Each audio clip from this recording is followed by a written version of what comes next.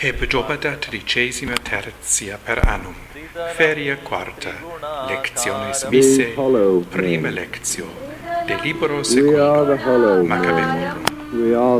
Contigit autem, exceptum fratres unacum matre apprehensos cum pelli a rege attingere, contra vas carnes porcinas, flagris et nervis cruciatus, supra modum autem mater mirabilis et cum memoria digna, que pereguntes septem filios subculus dietem propiciens, bono animo ferebat propter spem, quam in dominum habebat.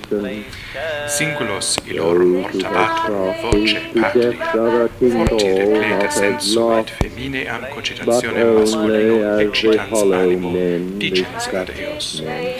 Nescio qualiter in utero meo apparistis, neque ego spiritum vitam donavi vobis, et singulorum vestrum coagenum sum ego indulata, sed enim mundi creator, qui formavit hominis nativitatem, quique omnium invenit originem, et spiritum et vitam vobis iterum cum misericordium redet, sicut nunc vos medipsus dispicitis propter leges eos. Antiochos autem contendis arbitratus, simul et exprobrantem dedigens vocem, cum ad hoc adolescentiam superesset.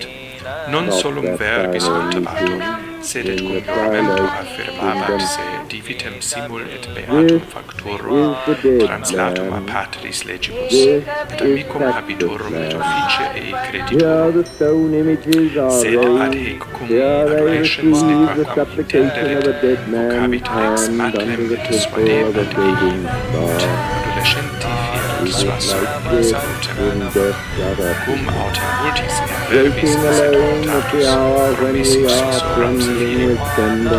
Itam, incenata adiem, ididens audelem terram sica et patria voce, fili miserere mei, retei uterum ovem et salus vocabit, et lacti enium dedi et manu, et in etatem istam reduxit, gathered on this beach with a humid river, sightless unless the eyes reappear, as the perpetual star multifoliate rose of death's twilight kingdom, the hope only of empty men.